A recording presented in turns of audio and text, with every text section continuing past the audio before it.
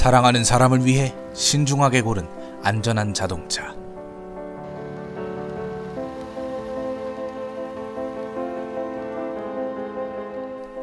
새 차를 샀다는 기쁨은 잠시뿐이었습니다.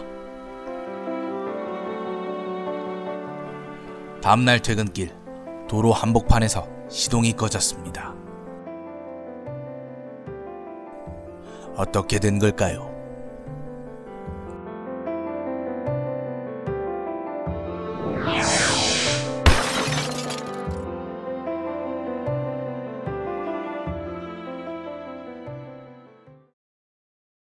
주행 중 멈춰버린 신차 때문에 큰일을 당할 뻔했다는 제보자.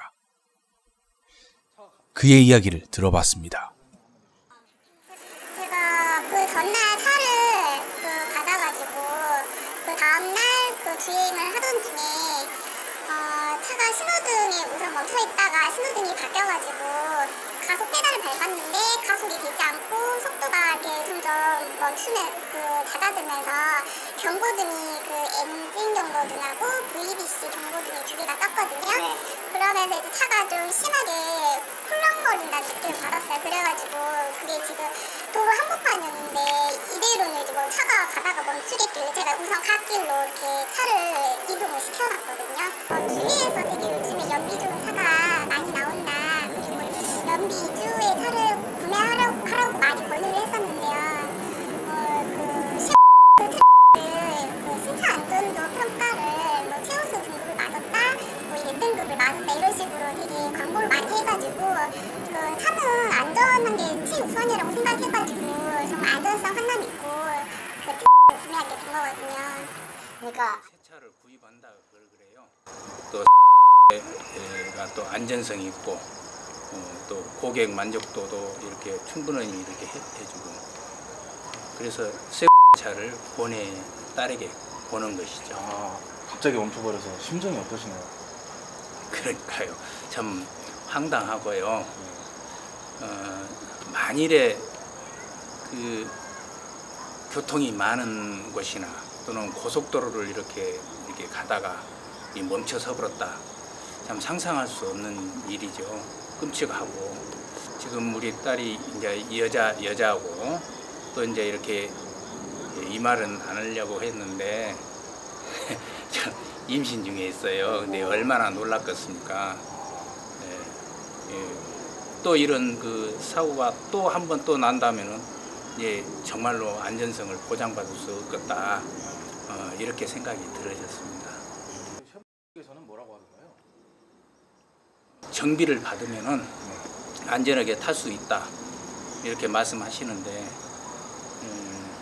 보니까 엔진 계통 다른 것은 이렇게 교환을 할 수도 있지만은 이런 엔진은 우리 말하자면 사람과 같으면은 심장과 같거든요. 이 심장이 멈춰버린 이런 차들을 거기서 이제 무조건 정비해서 이렇게 타라고 그래요. 충분한 어떤 저에게 설명을 주지도 않고 그냥 정비를 하면은 그냥 탈 수가 있다고, 앞으로 안전하게 할 수 있다고. 이게 정비만 하라고 그러는데 솔직히 말해서 저는 좀 거기에 대해서 신뢰성이 좀 가지 않았습니다. 그래서 점검만 받고 수리는 좀 보류한 것이었죠. 제가 이제 막 어디가 이렇게 고장이 났냐 우리 소비자가 알아야 이 정비를 맡길 거 아니냐. 어디가 어떻게 고장이 났으며 또 이걸 어떻게 고치고 이렇게 하면은 안전하게 이렇게 탈 수 있다. 이렇게 충분한 설명을 해야 되는데 이러이러한 점검 결과에 자동차 용어 있죠. 이런 것을 이야기하면서 무조건 정비를 해라 그러는데 좀 신뢰도 안 가고 그래서 제가 이제 요구를 했죠. 점검 결과표를 저한테 주라. 그리고 충분한 설명을 하면은 정비를 맡기겠다 했는데 그런 충분한 설명을 저희들에게 신뢰감 있게 해주지는 않았어요. 이해 이상 또 다른 이런 사고가 만일에 난다면은 그때는 교체를 해주겠다 이렇게 말씀하셨는데 소비자들은 운전을 하면서 말하자면 생명과 신체를 담보로 이 고속도로 운전하다가 운전자 너희들이 말하자면 그 안전성을 확보해라 이런 꼴이 되거든요. 그것은 좀 부당한 처사가 아닌가. 저기 신호등 앞에서 신호대기 하고 있다가 신호등 바뀌어가지고 이쪽으로 오는 와중에 가속이 안 되는 거예요. 그래가지고 막 차가 막 심하게 막 벌컥거리고 경고등 뜨길래 이쪽으로 이제 갓길에다가 자동차를 멈췄어요. 저기서 오는데 가속이 안 돼가지고 얼른 이제 차선 바꿔가지고 여기 갓길로 차를 이제 빈 상황이었어요. 실이 엄청 여기가 세게 달리는 상황이었어요. 뭐 갓길이 빈 상황에서도 되게 위험했었어요. 그 시간 되면 여기 되게 교통량이 많거든요.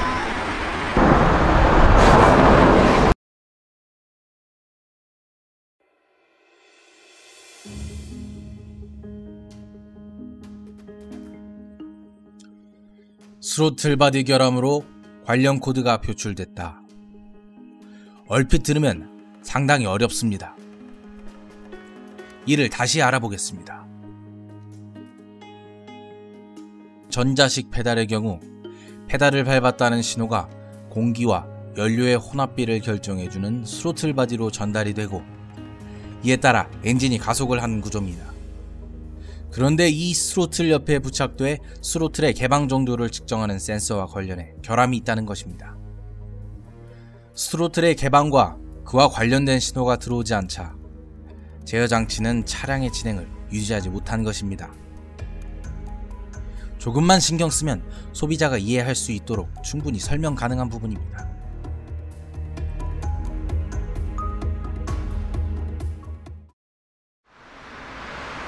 제작진은 직영 서비스 센터에 방문해 왜 차량이 멈춘 것인지, 수리 이후 다시 멈출 가능성은 없는 것인지, 차량 교환과 관련해서 어떻게 진행되는지 알아봤습니다. 그러니까 이거 트러틀 바디 그 쪽에 결함으로 인해 가지고 관련된 그 결함 코드가 나오는 그런 부분이에요. 이거 엑셀. 그렇죠. 지금은 옛날에는 엑셀을 밟으면 그 공기의 양이 이렇게 조절되는 그런 부분의 어떤 그 부속이라고 보면 됩니다. 엔진이 고장 나는 거예요? 엔진이 고장 났다기보다 엔진의 일부에 붙어 있는 파살 부품이라고 보시면 돼요. 그쪽에 이제 그 공기 그 궤도가 좀 문제가 있으면 그런 결함이 있을 수 있죠. 이제 그 부조 현상이 있고 또 부조 현상이 있으면서 간혹가다 시동이 좀 부자연스럽게 꺼지는 그 경우도 있죠. 이런 부분들이 부조 현상이 있어요. 이렇게 그러니까 공기량이 제대로 안 들어가니까 그 공기하고 그 연료하고의 혼합비가 안 맞으니까 이런 그 부자연스러운 현상들이 나타나는 거죠. 이 차량에 비슷한 경우가 있었나요? 글쎄요, 지금 우리 기술사원인데 트러틀 바디가 문제 있어가지고 있었던 적은 처음인 것 같아요. 그렇지, 제 차량. 그렇죠. 솔직히 이제 차를 보니까 고객분이 중간에 가시다가 차가 좀 어떤 결함에 어떤 트러틀 바디 그쪽 결함이어가지고 좀 섰다는 얘기를 하더라고요. 그래서 고객 입장에서 보면 당황스럽죠. 차가 얼마 되지 않는 차가 그렇게 됐다는 거는 고객 입장에서 상당히 당황스럽고 또 그 뭔가 이거에 대해서 좀 뭔가 회사가 뭔가 보상을 해줘야 되지 않냐 그런 말씀하실 수 있는 부분이죠. 중대 결함이 찾아보니까는 몇 가지 있더라고요. 뭐 엔진이 주행 중에 멈췄다거나 그런 거 있잖아요.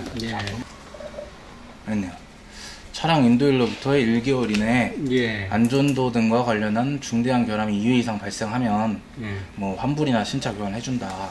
이거는 중대 결함이란 부분의 어떤 내용은 아니에요. 이건 중대 결함 아닙니까? 예, 중대 결함에 대한 내용은 아닌데 이제 우리 고객분이 그 어떤 결함에 의해 가지고 발생했던 내용들이 이제 차량이 꺼진 현상이 나타나 보니까 고객분 입장에서는 그게 중대 결함으로 이렇게 근데 여기를 보면요, 유형 예식의 그 소비자 분쟁 해결 기준이거든요. 여기 보면 안전도 관련해서 출력 급 감속 해당하고요. 주행 중 시동 꺼짐 해당하고요. 뭐 제동장치 불량이죠? 이것도 해당하는 것 같은데 이거는 확인 못한다 하더라도 이거 두 개는 확실하지 않습니까? 근데 이게 중대 결함이 아닌가요? 이게 잠깐만요. 한번 봐볼게요.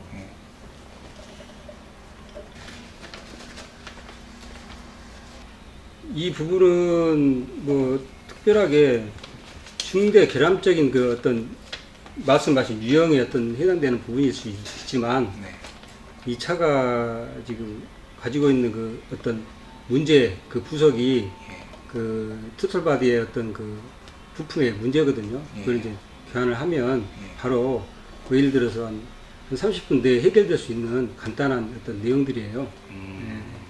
고쳐서 타면 된다고 하셨으니까 혹시 수리를 하면 다시 결함이 안 생긴다고 보장이 가능하실까요? 그쪽에 뭐 수리하면 그 부속에 문제가 있는 부분이니까 교체하면 이상이 없을 거예요. 앞으로 이상이 없다고 보증하시는 거군요. 그런데 논리 전개가 무언가 이상합니다. 한국소비자원이 제시한 자동차 소비자 피해 예방 요령을 보면 소비자 분쟁 해결 기준에 정상적인 주행을 저해하고 안전에 영향을 미치는 이런 하자를 중대결함으로 규정하고 있습니다. 회사 측은 중대결함 기준을 보여주자 중대결함에 해당하는 부분일 수 있다는 아리송한 말을 남기며 차량이 멈춰 자칫 사고로 이어질 뻔한 결함을 30분 내에 해결되는 간단한 문제라고 단정짓습니다. 제조사 측에게 중대결함은 도대체 무엇일까요? 국내 소비자들은 언제까지 목숨을 차량에 맡긴 채 위태롭게 운전해야 할까요? 전문가의 의견을 들어봤습니다. 우리나라는 법은 굉장히 그럴듯하게 잘 돼 있어요. 그러나 실제로 차까지 교체해주는 경우는 거의 없습니다. 특별한 경우 없어요. 실제적으로 목숨이 왔다 갔다 하는 그런 사례도 상당히 많이 있음에도 불구하고 차 교환은 절대로 불가한 부분이 많고요. 법은 뭐 미국의 그 레몬법 비슷하게 굉장히 강력하게 비슷하게 만들어놨지만은 코에 코를 어떻게 거느냐의 잣대에 따라서 완전히 틀리거든요. 코걸이를 만든다는 거죠. 미국 같은 경우에는 잣대가 완전히 틀리죠. 자기네 차에 제작 결함이 없다는 것을 메이커에서 밝혀줘야 되는데 우리나라는 거꾸로 자동차의 결함이 소비자가 밝혀야 되니까 불가능한 부분이거든요. 국내는 아직까지도 제작자 중심, 판매자 중심으로 되어 있기 때문에 소비자가 보호받을 수 있는 범위가 굉장히 한정되어 있고 약해요. 적용하는 잣대 자체는 아직도 후진국형이기 때문에 아직 개선의 여지가 많다고 볼 수가 있죠. 신차인 경우에 나쁜 차를 택일해서 받더라도 운이라고 볼 수밖에 없고 소비자가 보호받을 수 있는 시스템이 아직 안 돼 있어서 아직 멀었다고 볼 수가 있습니다. 우리나라는 세계 자동차 생산량 5위의 자동차 선진국입니다. 하지만 앞서 보신 실제 사례나 전문가의 의견을 보면 소비자의 권리는 처참하게 밟히는 후진국인 것 같습니다. 미국은 차량에 문제가 발생할 시 30일 이내에 제조사가 처리해야 하는 레몬법을 통해 소비자를 보호하고 있습니다. 중대결함의 기준마저 모호한 현 체제가 소비자의 권리를 외면하는 기업들을 성장시켜왔습니다. 관련 기관과 정부 부처는 소비자 중심의 법안을 조속히 제정해야 할 것입니다.